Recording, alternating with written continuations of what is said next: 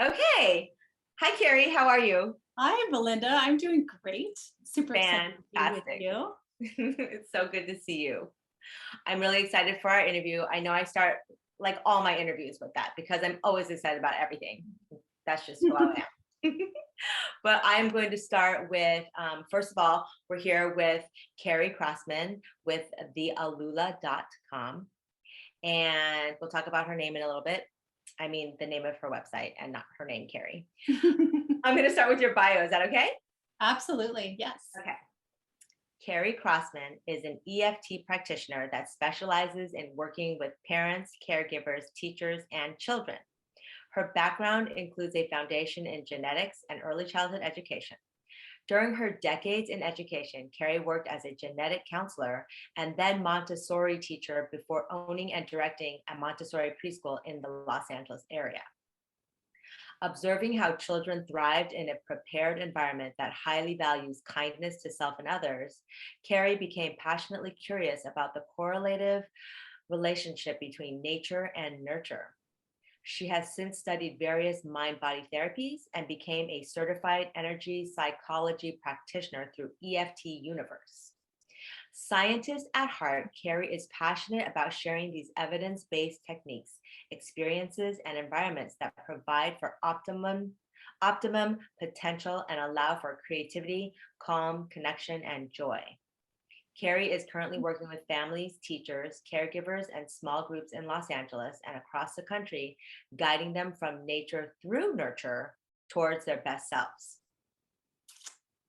Yeah, anything you'd like to add to that? Oh, wow. It's so fun to hear it back. And, I would just say at the very core of it, I've had an interesting path through life that has really led me to now, where I really desire to empower people to take command of their own health and well-being internally, externally. And there are so many ways we can do that in our world, that I'm learning. I'm just trying to expose people to one tiny bridge, that might get them to open up a little more to the power that we all hold within and taking control. So well said, and exactly why Perfect Child exists, because there are so many avenues to healing. And not only is there so many avenues, but we can indulge in several different, practitioners that hold the tools that can help us access Mhm. deeper into ourselves. And that's why I wanted to interview you because you helped a friend of ours through tapping. Mhm. And I had also heard of tapping from another friend early on. And she was saying how, when she learned the tapping technique for her son and herself, it helped him move through stressors when he was in school or Mhm. when he had allergies, right? Mhm. He could tap his way through that. And I really don't know much about it at all. And then, as you know, we were talking earlier, and I had said that I also enrolled in a online yoga class. I think it was like abundance or something. And Mhm. one of the techniques that she added in was a tapping technique to a mantra. And so, tell me more about this tapping thing. Okay, well, I'm so excited for on so many levels, because number one, I love getting to present it like to somebody who is totally fresh, and hopefully I'll get lots of questions from you too as we move through. But I'm also so excited because it's such an amazing tool that you can start to use today. Like the moment you hang up, you're going to be able to feel like you can use this. It's not so far out there that it's going to be difficult to understand. And it's absolutely a tool that you can use without a practitioner as well. So, working with someone like myself who is highly trained in this area is very helpful when going very, very deep. And the type of tapping that I offer is called Clinical EFT, or Clinical Emotional Freedoms emotional freedom techniques is the technical term for it. And that's really helpful in clearing deep-seated traumas, childhood issues, phobias, and working with a practitioner who's skilled can really get you much further quicker. But it's also designed that you can use this on your own too, to address anything that might be stressing you in your life right now. So that's why I'm so excited for you and for anybody who's listening and has never heard of EFT or tapping before. Well, so that brings up one question for me Yeah. is, trauma is the word of the moment. Sure. Everybody experiences trauma and everybody moves through traumas in different ways. Mhm. My question to you is, with tapping and working with somebody like you, do you need to pinpoint the trauma in order to do the tapping? Great question. That's one of the most unique features about that I have found about tapping and this modality and healing is that we can address trauma. And let me put a little caveat there. When you are dealing with big T trauma, it is very important to work with somebody who is trauma informed. That is not just a catchphrase, that is something that really is important because when we're unlocking these traumas that we may have either forgotten or kind of buried, there is a lot of healing that has to go through, and you want somebody skilled to guide you through that. So with that being said, there are a whole series of techniques called the gentle techniques that are purposefully there to help you deal with something without having to get too close to it. So we can keep it at a distance and work on it. And as it feels appropriate, you can bring that trauma a little closer and a little closer. And when your body is ready, when your mind is ready, when all of you is ready to open it up and look at it, that's there for you. And then the techniques that we're using are so powerful that you can pull up the emotion and not have to go through every single detail to relive it. Yes. And this is a really good segue into explaining a little bit about what happens with EFT.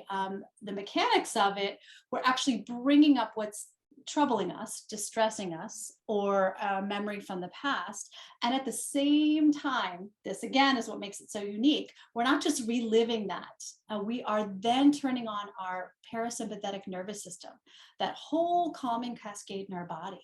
And we're telling our body chemically, internally, hey, we know this happened, but guess what? You're really safe. Right here, right now, you are safe. And this isn't just happening, in the brain, and we're not just saying positive mantras, but we're chemically telling our bodies, you're okay. You're going to be okay. And it's okay to remember this now. It's okay to bring it up and acknowledge it. So in EFT, we aren't just automatically going to the positive mantra. Nothing wrong with that. But with clinical EFT, what we're really doing is acknowledging everything that's truly there right now. Not necessarily, we do talk about where we want to be, but it's very important to acknowledge where we are now and being authentic with our true selves and saying, hey, I see you. You've had some pretty nutty stuff happen in your past, and let's feel it and let's experience it in a safe way so that then you get to decide, your body gets to decide, do I want to continue to hold on to it? Is it serving me, or am I ready to let this go? So Right. that's the framework, the background for what we actually do with EFT. So then have you had instances where you're working with somebody and their body's not ready to let it go? Absolutely. Absolutely. And you know, the the blessing and the curse of EFT is sometimes this works so fast with some people that it seems like, okay, there's no way it could have been the tapping. And when we get into actually what it is, that might even make more sense. Like there's no way just doing just that actually caused this shift. Um, and then there are other people who say, oh my gosh, that's like magical. What was that? That couldn't have been that. It was like, divine intervention that it went so fast. But in other cases, it is a process. I really believe this all comes back to our nervous system health and well-being. And when we have a really unhealthy nervous system for a really long time, number one, that's not our fault. It's our body trying to keep us, desperately trying to keep us safe. Yes. And so we have to say, like, okay, we want to acknowledge that. We don't want to get frustrated with that. We don't want to try and force those barriers that have been put up, because they were there for a very good reason. Biologically, our body wants us to live another moment. So it does everything it can. And sometimes that means putting up these huge walls and protection around us before we're ready to access something. So it is very normal to have some situations where you just need to give it time, and you slowly peel back a layer. We do call it like the peeling of the onion and Yes. tapping. You pull back one layer and take a look, and then you pull back a little more, and that can be a process. And that's also the beauty in working with a practitioner, or in developing a really consistent practice for yourself. So there are some situations where tapping, and you're in traffic and you were supposed to be somewhere 20 minutes ago, and the tapping will definitely like take the edge off. We call that palliative. It's going to help you in that moment. You're going to get through, you're going to arrive in a much better mood. And then there are situations where you're referring to where somebody's not quite ready to let go, and they might have to work at it for much longer. And that's Yeah, you've touched on so many topics that sort of, bring everything together, just because the body's intelligent. I keep Mhm. seeing that now because, I went to see this woman who does body talk. Mhm. And that the first time I experienced it, I was like, oh my gosh, the body is intelligent. And Mhm. you keep mentioning the body, and if the body's ready, and a lot, I think where we're at right now, as far as like our health journey and understanding that we can heal ourselves, Mhm. is understanding that our bodies are intelligent. And Absolutely. we don't need to access our head. It's really kind of like a Mhm. heart-centered living, and um, living into something bigger than ourselves. Yeah. I guess, it's just that. Even when you're talking about the nervous system and, you know, um, chiropractors, for the longest time we always thought chiropractors were shysters. They are more Right? like I know. I they're mean, I will put myself in that category. I didn't know. I didn't know what I didn't know. right. And now it's like, wait, the chiropractor actually adjusts your nervous system. Yes. And they have a deep understanding of that and Of the how whole things are body. integrated. Yes. And how it all works. Yeah. Yes, yes. And so that's another great health protocol, chiropractors plus everything else that we can Mhm. access. The Yes. tapping and the body talk and Mhm. shamanic healing, past life regression, all of those are tools that can be integrated, because I can imagine somebody having an experience in their past life regression, and you can continue down that path. Or if you want to try something else, it's like, okay, I pinpointed what that thing was, and Mhm. now I can go see Carrie and understand how the tapping works, and maybe the tapping feels a little bit more held than if I were to just go to a session and I'm not quite sure what to do with this information that I've Mhm. just gotten. Mhm. Right. And then the tapping kind of leads you through, and then like you said, once you learn the tapping, you can actually take it with you and use it um, Mhm. on your own, which is Mhm. also, I kind of feel like, true healing again, when we go back to we can heal ourselves. We Right. can. As a practitioner, we're handing that Yes. responsibility over to you. Exactly. And I have to say, I found it overwhelming when I first learned and really embodied the idea that we have so much more power. It was like, oh, that's amazing. And then it was like, oh, SCIT, like, oh, whoa, wait a minute. I don't know. You know what? Like, maybe I'm not ready for this. Like, that's a lot of responsibility. Like, wait a minute. I am in control. Like, I am responsible for Right. all of this stuff around me, this case, and I mean, there's a certain point where I don't take on that, it's all my fault mentality, but Right. it's like this Never. idea that, wait a minute, I don't have to look outside always first for Right. that instant fix. Yeah.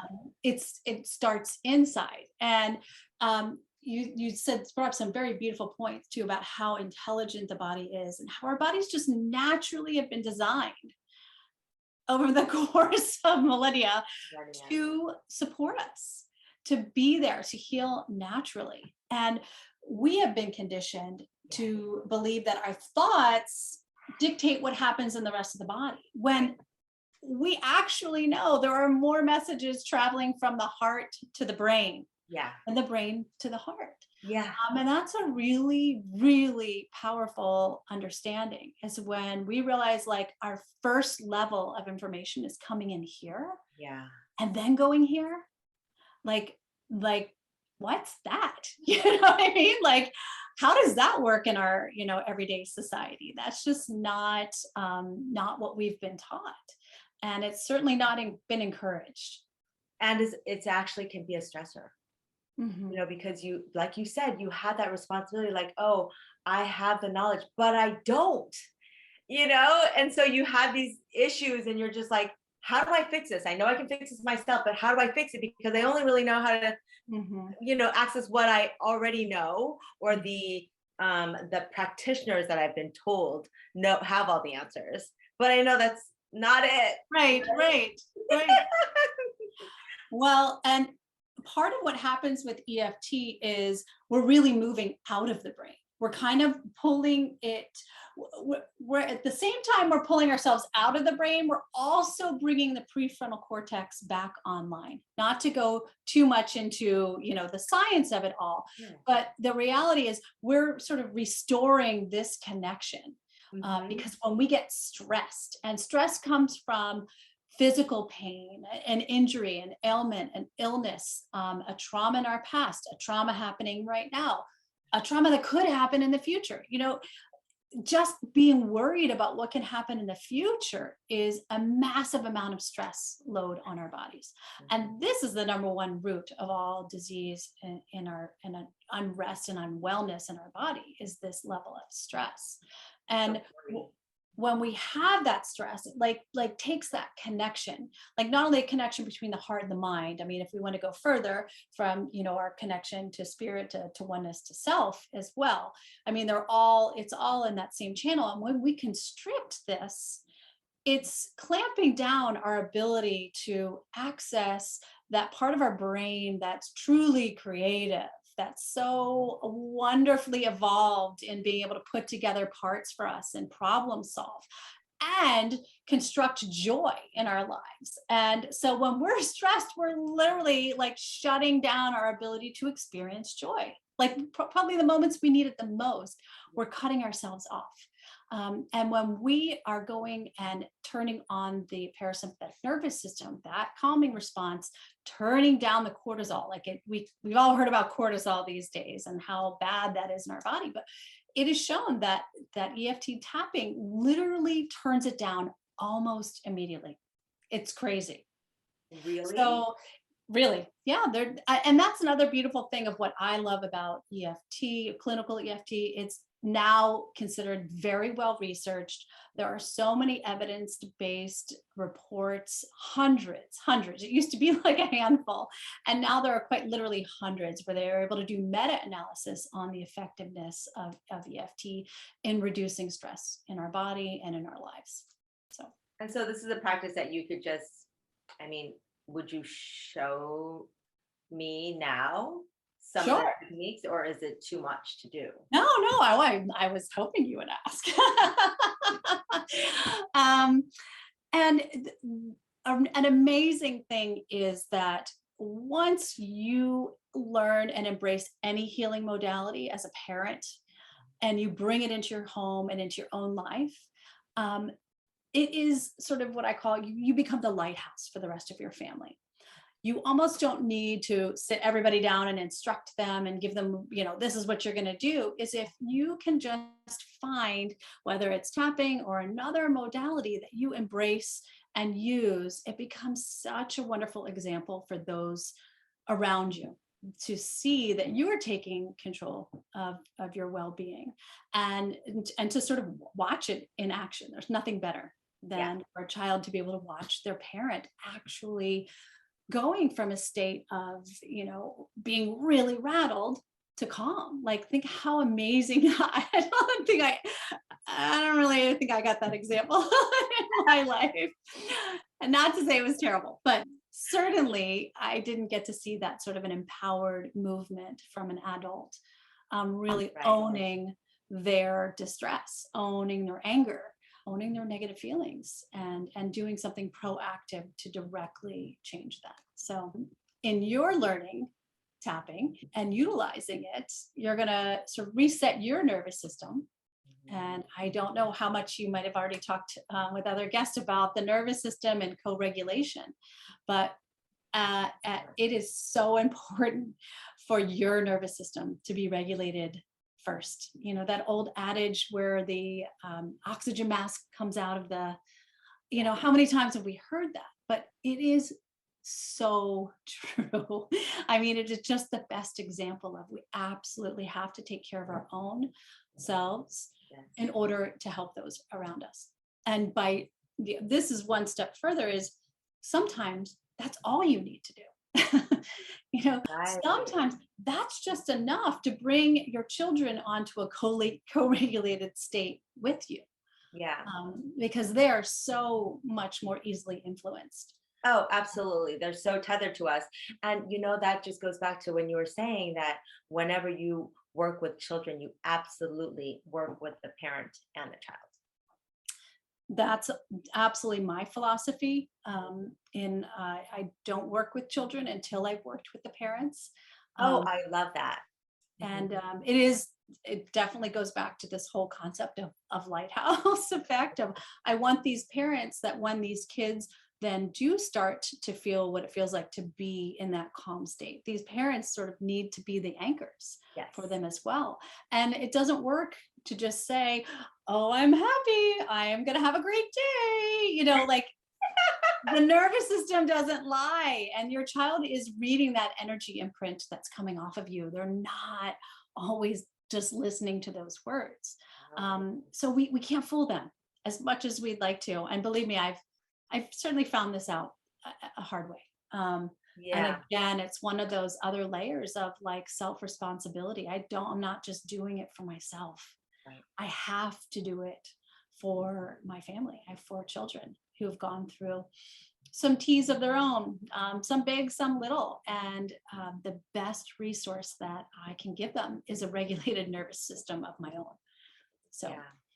Yeah. and That's actually, and I mean, that's good advice for a lot of things, being a parent, and trying to co-create like the education for our children. A mm, lot of times we have this group where people are like, oh, what I would like for my children to learn yoga, I'd like for them to understand mindfulness. But are you practicing it? mhm, Because if you're not, why mm, are you bringing it to your children? mhm. We need to be modeling. Modeling, modeling, modeling. Yes, I couldn't agree more. And then when it just provides a whole atmosphere for more openness and communication as well. Because when we are using EFT and we are directly getting in touch with our emotions. And so for a child to, first of all, see an adult get in touch with their emotions, label them in a way that makes sense and is meaningful to the person that is distressed, and speaking it out loud. It's like, it's sort of just so unstigmatizing of all of it. And then it helps children really be able to start to be in touch with what they're feeling, and not just feeling like mentally, like, oh, I'm feeling like left out or where. Well, where is that in our body? What does that feel like in your body? And how can we help make that feel any better? Because the body certainly does not lie No, it doesn't. as Oh, well. actually, this is what I wanted to bring up was, as I wanted, so there was a quote that it was on your website, and it's by Dr. Shafali Yes. Saberi, and the quote is, once we release our fears as a parent, we can walk with our children as their students and fellow travelers. Mm-hmm. This is the ultimate purpose of parenting. Mm-hmm. I love that quote because it's so true. Like, this is also what I want to emphasize via Mm-hmm. Perfect Child is that, you know, perfection is not something to aspire to. We're all perfect. And as parents, our job is to guide our children, Yes. and help them help first of all, we have to help ourselves to peel away our layers, right? Mhm. And find our own perfect inner child, and then be able to help them, which is why this quote is just so Mm. powerful, right? Because we, again, it goes back to, I guess, the modeling, and us Yeah. not feeling like we need to teach them anything. We're actually Mhm. students and they come to us to teach us. And we're Mhm. we're Yeah. traveling together on this path. That's right. There's no up, down, higher, lower. We're on a plane. We're doing this together. Yeah. And these kids have so much, our children have so much to offer us. Yes. It goes back to really what one of my pivotal moments and sort of my whole becoming aware and awake in my life was seeing that everything around us is a reflection back to us. Some of it's painful, other things you're like, wow, that's me, like, in a beautiful way, but it's all a reflection back. And our kids are a reflection back to us. And when they're struggling, again, it's not to say, oh, we're to blame, it's my fault, this whole victim and pity party mentality, but it's like, my first reaction is always like, okay, wait, where am I? This is my child is deeply struggling right now. Where am I at? And am I totally clear? And where I need to be? And if I'm not, I'm going to shore that up. And then I'm going to look to see, okay, what are all the other influences, surrounding this situation? It's not that like I'm all that powerful in my child's life, but it is so true that when we carry fear, we absolutely give that to our child. Yes. And 100. to not go off on a genetic tangent, but we actually genetically can pass those fears on through something called methylation patterns. So we've been able to see, even if it's not a gene that we're passing on that has the same fear, it's these methylation groups that attach to the genes that then get passed on. So somebody who has gone through through a very fearful encounter, like a traumatic, somebody at gunpoint, say, for example, has a baby, they have the potential to pass that fear, if unhealed, onto their child. And so this is also truly what we can consider generational trauma. I know it's a big catchphrase, but we can pass on fear through Oh our my genes. gosh, that's so Yeah. incredible.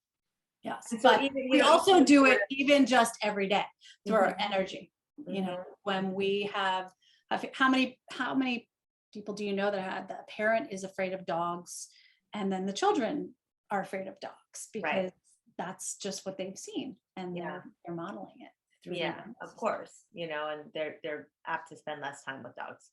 Yeah, So that's the nurture portion of exactly. it. Right. Yeah. Nature, nurture. And these fears that we collect, again, we have to be so compassionate with ourselves. Is like 95% of it is like totally out of our control. And then I'd say the other, 4.99% is like mostly out of our control. But it all happens when we're so young Yeah. and we're just, we're in that sponge state where we don't have discernment for understanding what things mean. And so we absorb things as something to be fearful. And because our body wants to keep us safe, this little part of our brain, the amygdala, is like our alert system. So anytime then we see that later in life, it's like alert, alert, alert, be afraid, we want you to stay alive. So this isn't, our fault. No, But no, it's once you not. gain the awareness, it's so beautiful because it helps in so many ways. Yeah. Do you feel like if somebody were to look at their child and they feel like their child is experiencing any sort of challenge or anything, and they want to get the child assessed or they want to get the child looked at, do you always recommend that the parent just kind of see you first for tapping? Oh, absolutely. I think those fears around how our child is going to show up in the world are so real. Yeah, I mean, any parent, I seriously don't know the most evolved parents who don't hold that like fear. And so when then you add on to that, like this idea that, oh, wait, there could be something wrong with my, child. Things aren't going quite as, we had thought exactly as we planned. That's a whole mismatch within our own psyche that needs to be addressed, because if not, there's no doubt that your children are going to feel that Yeah. unease, that questioning. And those are absolutely the kind of fears that, when we acknowledge them, instead of being like, oh no, I'm not that parent, I will love my child no matter what, like, and of course we will, but it's Except also for that fair to one thing. say, like, I'm really afraid. I'm like, what is this going to mean? What is this going to mean for this child? What is it going to mean for our family? What can I afford all these, if there needs to be treatment, lots of different factors. And to gloss over that is just such a disservice, because we can acknowledge it and then we can chemically tell our body it's okay, like, and give a new imprint. So what I didn't mention before is, not only does this cascade happen when we really clear that fear or that distress, it changes the brain. It's like pulling up a weed in a garden. Have you ever planted mint in one area of your garden and then it kind of shows up somewhere else, and like, Yes. you don't put it in a pot, and then you go to pull it up and you're like, holy moly, like this is like how to get like this far across the garden. And then you end up with this like cute little divot down, down the road.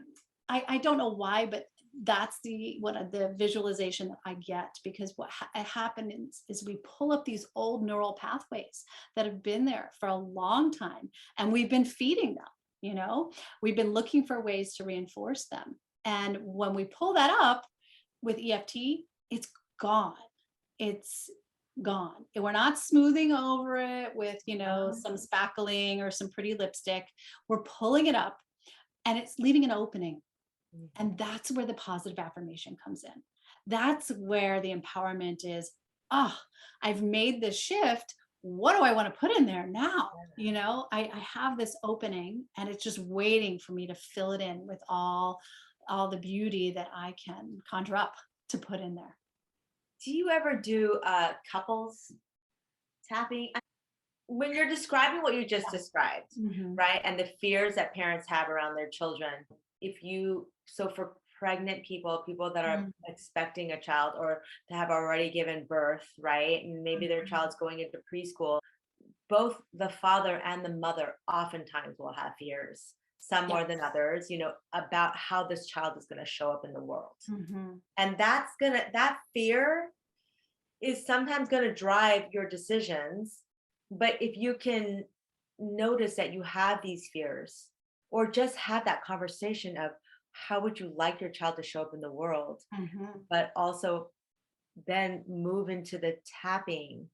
Mhm. Because, even writing down how you want this child to show up in the world, you Mhm. then act in a way that's judging your child's every step, Mhm. right? Because you've already put that intention that this is how we want them to show up in the world. But don't we want to be in that space where these are our desires of how we want them to show up in the world, but we also want to let go of the fear? And so Mhm. maybe we should engage in these tapping exercises for ourselves, Yeah. either when we're pregnant or right when we give birth, or between the years of birth and preschool. Absolutely. So, I mean, prenatal tapping, huge, huge, huge, because we know now, I mean, like, talk about influencing a nervous system. Like, there is no denying it how influential the mother's nervous system is on the developing child. And up until 6 months of age, an infant does not have the ability to regulate their nervous system on their own. They can only look to a caregiver. That is the only way. It just doesn't exist. So much of what we intuitively were feeling and thinking as parents who wanted to deeply nourish, Yeah. and during that time period, all correct now. There's real science behind it. But I have worked with couples. I've worked with whole families, which is one of my most favorite things to do, because when you can establish within a family an open line of communication that validates, everyone can feel exactly how they want to feel, like how they need to feel. And it can be said in front of the other person. And that we can, and group tapping is so beautiful because you're tapping and working through for someone else. And there's this beautiful mirror neurons. I don't know if you've heard about this, and something called borrowing benefits, but it's often even more powerful to tap in a group.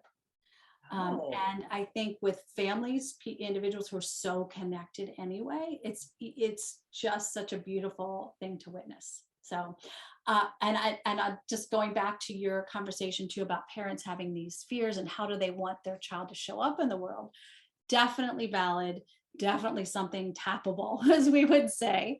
But I would also point out that what we'd love to see is to shift the conversation towards, once we work through that, how do you feel right now, and how do you want to feel, knowing if everything you're worried about even comes to fruition, how do you want to feel? So how, and shifting that sort of language just between the physical reality of a situation versus how, okay, there's that physical reality, but how do we want to feel about it? Like, someone might, knock our lunch on the ground, but how do we want to feel about it? How do we feel about it? Maybe we're really upset and angry. Yes. Yeah. But how do we want to feel about it, and work towards that? So, and working in families or couples, that's a whole nother language system, that is just so beautiful as far as communication goes. So, is there something in your world that it could be something very simple? It could even be like a pain in your body or something that happened this morning that was frustrating, that we could use as an example just to show what the actual tapping looks like? I mean, I feel like sometimes I do get I feel my wrist. Sometimes I feel my wrist, and I think it's because maybe I eat too much gluten. I'm not quite sure, but sometimes I feel my wrist, but right now I'm not feeling it. So I don't know if that's really helpful. Let's do another one where we actually do tapping when I have Oh, something. I'd love that, because then I can also transition that to showing parents how to tap Yes. children, because you can also tap surrogate tapping for your children. Oh, that's perfect. So they don't do that. have to be involved. Good. And can you do this group tap? Can we do like a group tapping via Zoom? Absolutely. That's Okay. So we'll put these we'll put these up on the on the lineup. However, because we only have 5 minutes, I really want to also dive into the mystical and the wonder. And I want to talk about how you came up with the name Alula. Oh, thank you for asking. So few people actually know this story, and I touched upon it just a little tiny bit. That in my own personal awakening, I traveled a road. Let's just say we all have traveled a road. And I also traveled a road from real deep, hardcore science, genetics, and then having gone through some very, what I consider traumatic for myself experiences in my life, I sought the full spectrum, going through health issues, mental health issues, all the way out here, in Topanga Canyon, which I'm sure everybody's familiar with Topanga Canyon, but just what I consider just an ultimate space for alternative healing. So I explored the full realm of everything. And somewhere in there, I was working with a shaman doing something called 40 days and 40 days of personalized work.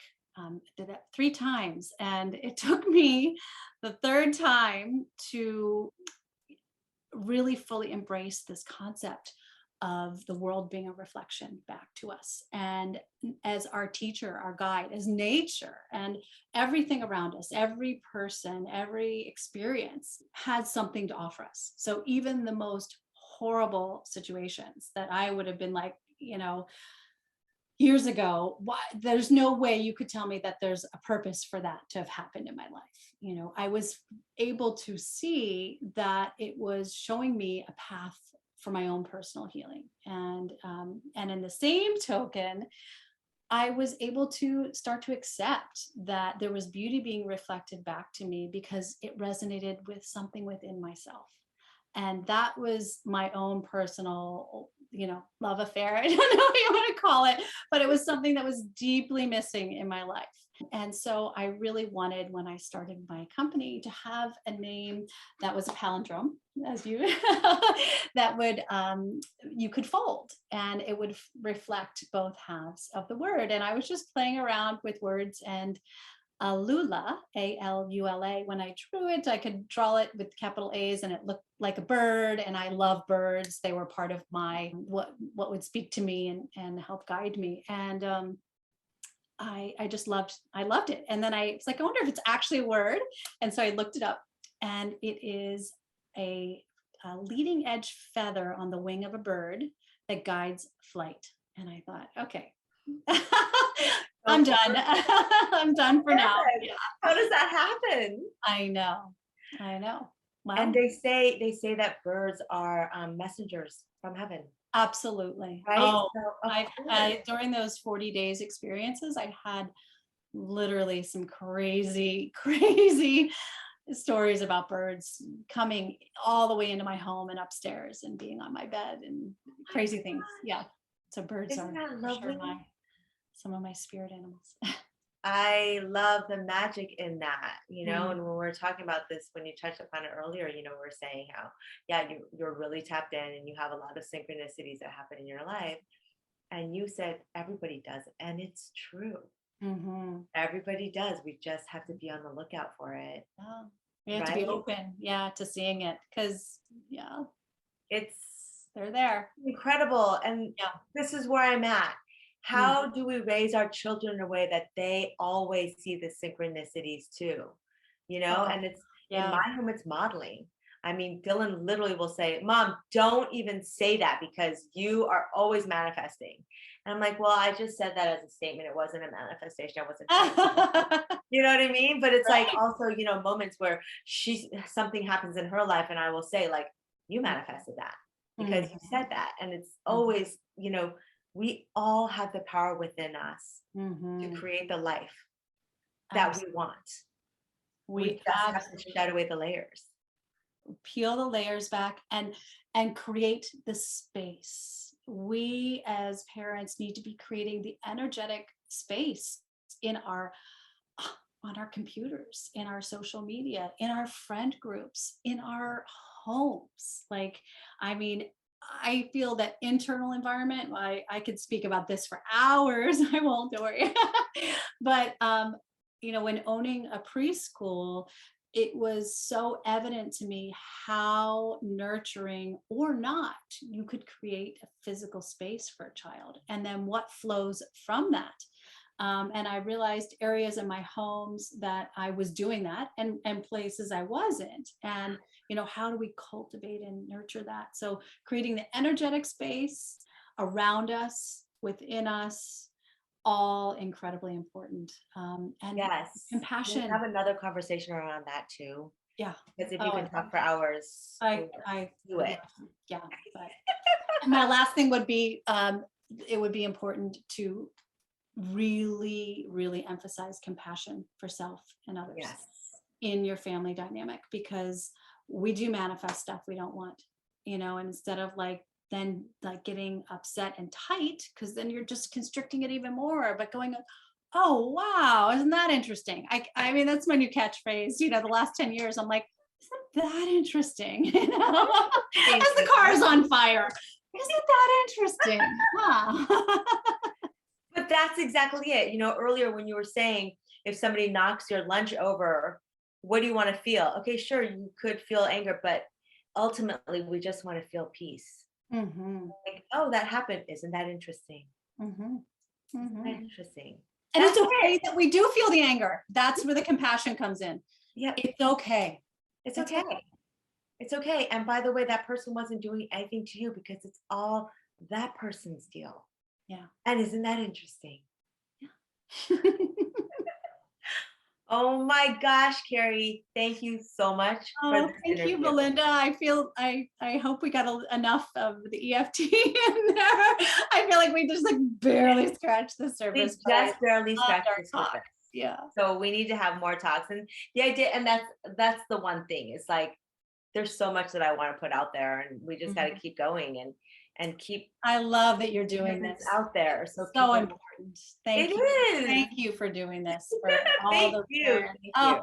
I truly wish. I'm sure somewhere, somehow this was there when I was, my kids are a little older now, but I could have really utilized this. So thank you. Yeah.